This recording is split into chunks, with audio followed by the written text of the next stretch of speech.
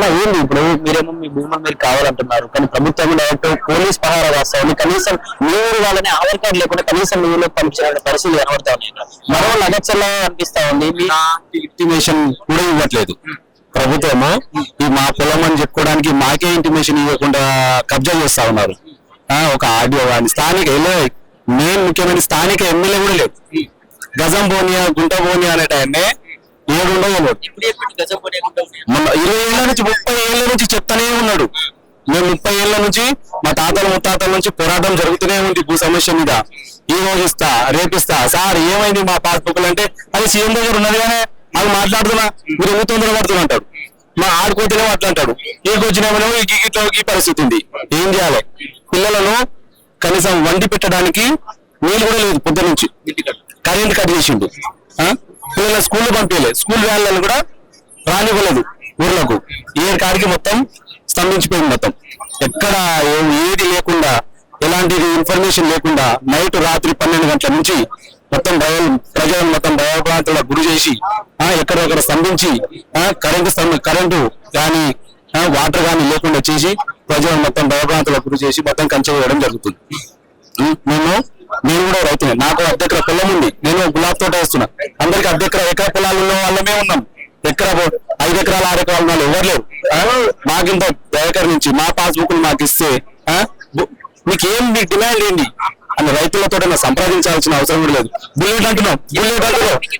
మీ గ్రామంలోకి వచ్చి భూమి తీసుకుంటాం, ఇక్కడ బుల్లెట్ లైన్ వస్తుంది చెప్తున్నారు. ఎలాంటి ఇన్ఫర్మేషన్ కూడా లేదు. వాళ్ళు ప్రభుత్వం పిలిచిరు 500 గజాలు ఇస్తాం, 400 గజాలు ఇస్తాం అంటే మేము ఒప్పుకోలేదు. మాకు ఏమవుతుంది 400 గజాలని మేము అడుగుతా ఉన్నాం. మా పొలానికి పొలమే ఇవ్వమని చెప్తా ఉన్నాం.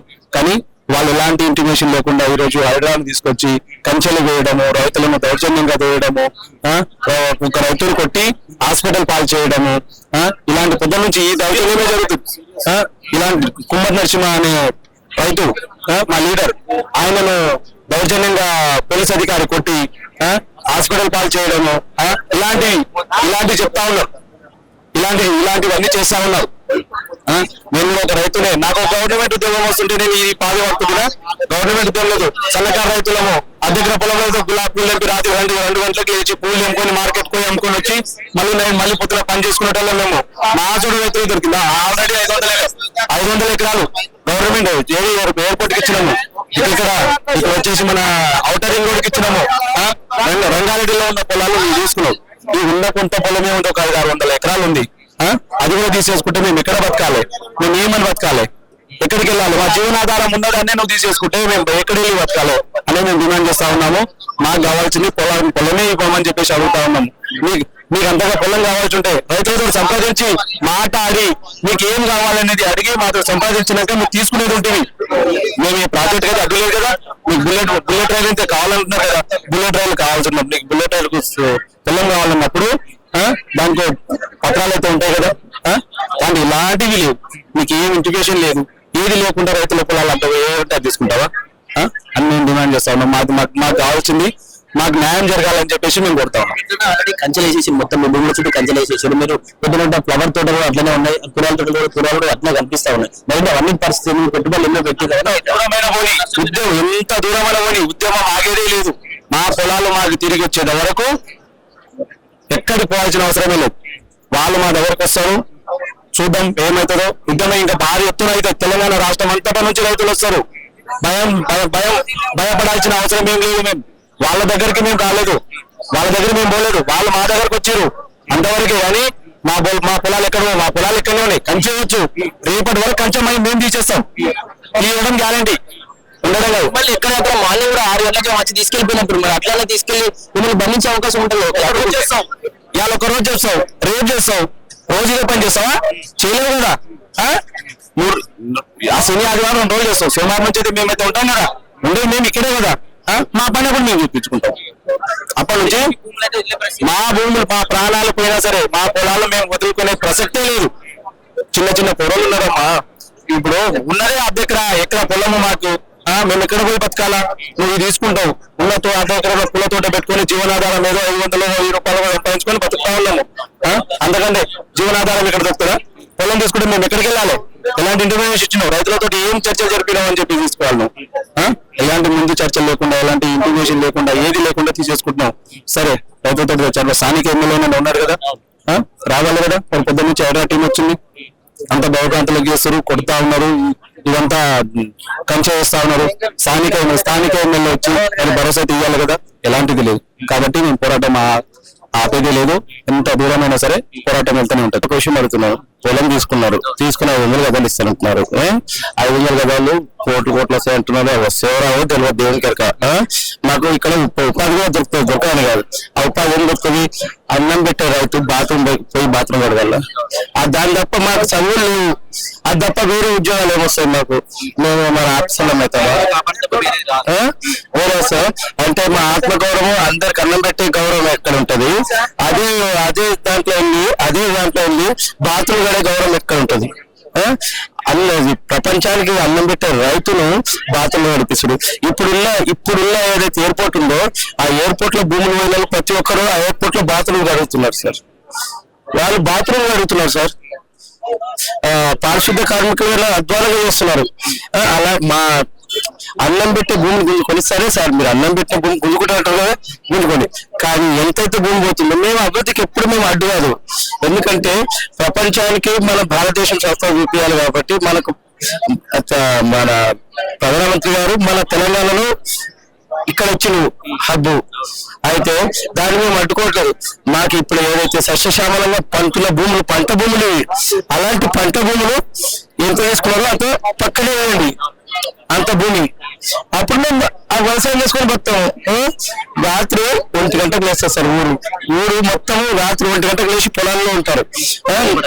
పూలు పెట్టడానికి, పచ్చగూరలు పెట్టడానికి రాత్రిపూటనే కడతారు పచ్చగూరలు. ఎందుకంటే రేపు పొద్దున ఫ్రెష్గా రావాలంటే మార్కెట్ నుంచి మీ ఇంట్లో ఫ్రెష్గా రావాలంటే నైటే కట్టాలి. మేము 4 గంటలకు కూర పెట్టుకుని స్టార్ట్ చేస్తాం.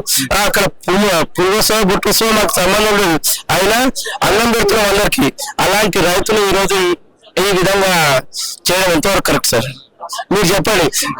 ఇక్కడ ఉన్న పోలీసులు ఇంతమంది వచ్చారు, ఇంతమంది హౌస్ అరెస్ట్ ఎందుకు చేశారు? మేము ఏం టెర్రరిస్టులమా, లేకపోతే రోహింగ్యాలమా, గుస్పేటీలమా? మేము ఎందుకు ఇంత కక్ష మా మీద? ఏదైనా ఇంకోటి హైడ్రా నేను అడుగుతున్నాను సార్ మిమ్మల్ని. హైడ్రా అనేది కోర్టు కన్నా గొప్పదా? హైడ్రా కోర్టు కన్నా గొప్పది కాదు కదా. కోర్టు ఆదేశాలనే కదా అవి చూపిస్తున్నాం కదా. మరి అలాంటప్పుడు అవి చూపించాలి కదా, ఒక నోటీస్ అనేది తీయాలి కదా. కోర్టు నుంచి ఆర్డర్ వచ్చింది కోర్టు తీసుకోమని, ఇంకా కోర్టులో కేసు నడుస్తుంది. ఈ రోజు ఇట్లా వీళ్ళు ఆక్రమించడం, వీళ్ళ దౌర్జన్యం ఎవరు దౌర్జన్యం చేస్తున్నారు సార్? ఇంత దౌర్జన్యం మా మీద ఎందుకు చేస్తున్నారు? మాకు ఖచ్చితంగా ఎంత భూమి తీసుకుంటే అంత భూమి ఇవ్వండి కరెక్ట్ గా.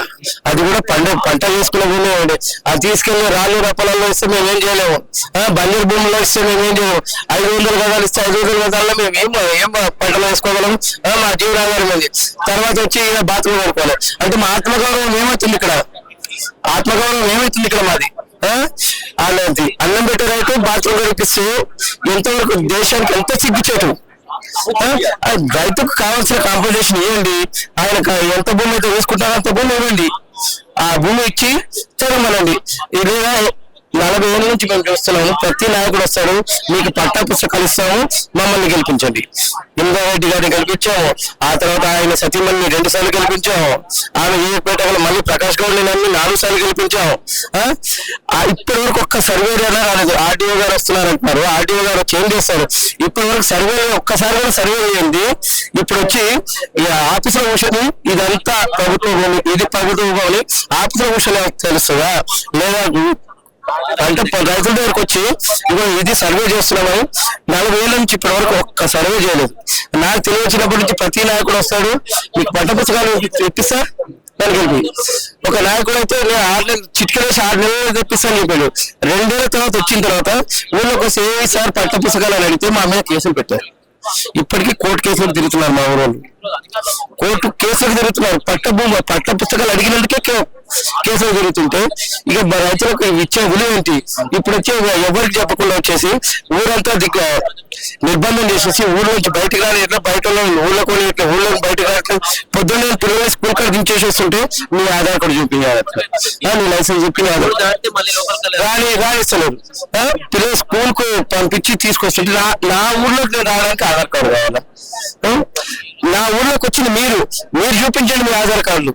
నా ఊర్లోకి నేను రావడానికి ఆధార్ కార్డు ఎందుకు చూపించాలి? ఇంత దౌర్జన్యం ఎందుకు? నువ్వు నా టెర్రరిస్ట్లమా లేదా రైతులు అనేవాళ్ళు సమాజానికి హానికరమా? చెప్పండి మీరు. సమాజానికి హానికరమా రైతులు? అన్నం పెట్టే రైతు సమాజానికి హానికరమా? మరి ఇంత దౌర్జన్యం ఏంటి? ఇంతమంది పోలీసులు ఎందుకు? శాంతియుతంగానే చేస్తున్నాము, ఎవరితో కొట్లాడలేదు. హైదరాబాద్ దగ్గరికి మాట్లాడతాము, మాకు ఏ విధంగా తీసుకుంటున్నాము అని. అక్కడ ఉన్న పచ్చని పంట పొలాలు, వాటిని మీరు ఇంత దౌర్జన్యం రావడం ఎంతవరకు కరెక్ట్? మీరే చెప్పండి. ఏం చెప్పాలి చివరిగా? మీరు ఇప్పటికీ ప్రొటెస్ట్ చేస్తున్న పోలీసులు మళ్ళీ లాక్కెళ్ళేటువంటి పరిస్థితులు ఉన్నాయి. పెద్ద ఎత్తున వెహికల్ తీసుకొస్తున్నారు, మళ్ళీ లాక్కేసుకునే మిమ్మల్ని మళ్ళీ జైలు తీసుకెళ్లే పరిస్థితులు రాబోతా ఉన్నాయి. మరి ఏం చెప్పాలి చివరిగా? మీ ఎమ్మెల్యే కావచ్చు, కాంగ్రెస్ ప్రభుత్వం కావచ్చు, ఏం చెప్పాలి? మేము అభివృద్ధికి అడ్డు కాదు, మా దగ్గర ఎంతైతే భూమి తీసుకుంటున్నారో అంతే భూమి కావాలి మాకు. అది కూడా దూరంగా ఎక్కడో కొండల్లో కోడల్లో కాదు, మాకు దగ్గరలోనే ఈ పక్కన అడవి ప్రాంతం అడవిలో